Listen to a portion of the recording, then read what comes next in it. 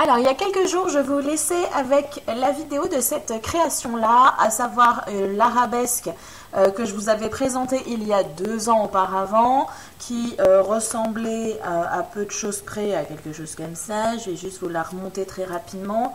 Voilà, ça ressemblait à ça. C'était très joli sur des paquets, etc. Et je vous avais dit à ce moment-là, ça peut également, éventuellement, présenter d'autres intérêts que je n'avais pas développés il y a 2 ans. Il y a quelques jours, je vous ai fait donc cette création qui découle de ce motif-là. Et en m'amusant, encore une fois, je me suis rendu compte que je pouvais faire beaucoup d'autres motifs. Et je me suis vraiment arrêtée parce qu'au final, c'est quasiment infini. Je me suis amusée à vous faire quelques créations. Donc je reprends, hop, je repose ça ici. Je vous ai renoté ici les éléments A, 24 cm, 18 cm, 10 cm. Donc c'est pour pouvoir créer ce petit élément-ci.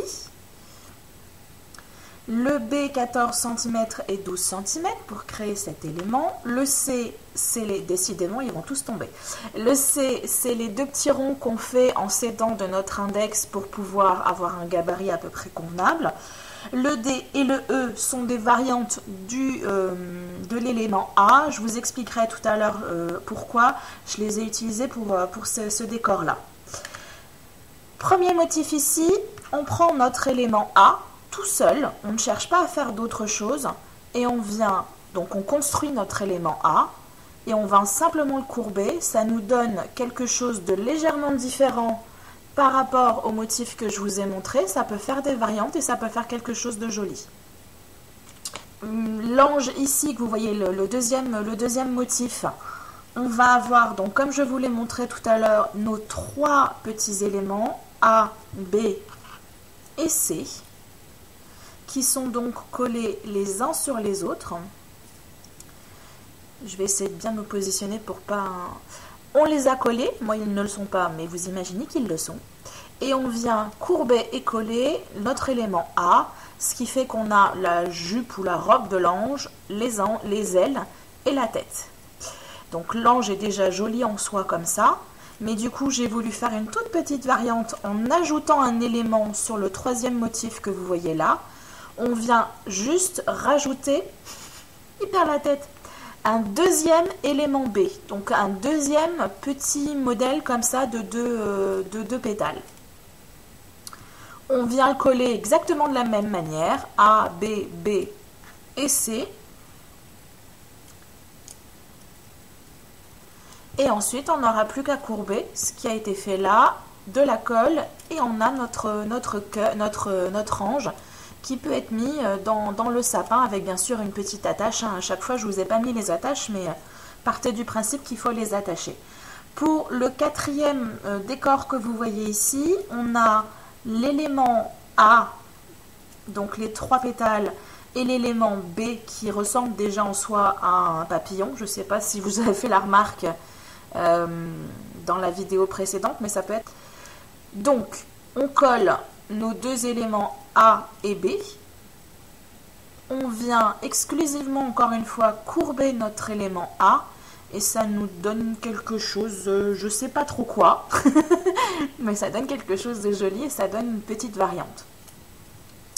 Pour l'élément que vous voyez ici, le décor que vous voyez ici, c'était quelque chose dont je vous avais parlé il y a 2 ans.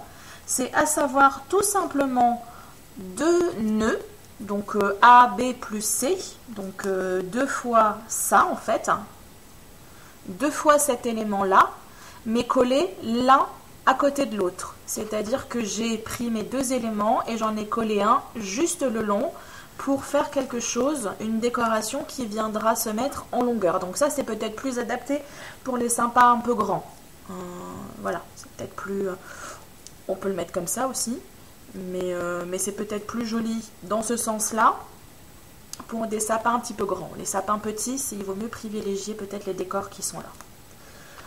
Pour le tout dernier, on a 2 possibilités. Soit un décor simple comme ceci, qu'on viendrait attacher là, je me fais de l'ombre, qu'on viendrait attacher ici avec une ficelle. Ça nous fait, je sais pas moi, des ailes d'ange, je sais pas, ou comme ça encore une fois un ange un peu stylisé aussi. ou tout simplement, ça peut être un lotus aussi. Hop, comme ça peut être un lotus. Il est plus joli là. Donc là, du coup, j'ai mon élément A, l'élément D et E qui sont des variantes du A, c'est tout simplement que j'ai diminué les dimensions. Et ensuite, on rajoute le B et le C. Donc en fait, on crée notre motif comme celui-ci en rajoutant deux autres éléments comme cela, en les intercalant ici. Donc les possibilités sont infinies. Donc après, à vous de vous amuser et de trouver les combinaisons qui peuvent éventuellement être intéressantes. Par exemple, j'ai ce motif-là, il est joli tout seul, dans ce sens-là ou dans ce sens-là. Maintenant, si j'ai envie de faire un peu comme lui, je peux très bien faire deux motifs que je viens coller l'un sur l'autre et ça nous fait un motif beaucoup plus grand. Je ne sais pas si vous le verrez bien puisqu'il y a mes doigts devant avec la lumière. Hop. Voilà. Si je fais ça, j'ai un décor qui peut être sympathique comme ça déjà. Je peux le mettre dans ce sens, je peux le mettre dans ce sens-là, mais du coup, il est complètement différent de quelque chose qui est tout seul. Donc, c'est vraiment quelque chose qui peut être sympa, à vous amuser, à essayer de trouver des combinaisons. Moi, je vous laisse là-dessus. C'était juste pour vous montrer que finalement, en partant de cet élément-là, qui est l'élément de base, on peut réussir à faire plein d'autres choses. Je vous laisse là-dessus. Je vous dis à très bientôt. Et d'ici là, faites attention à vous. Bye bye!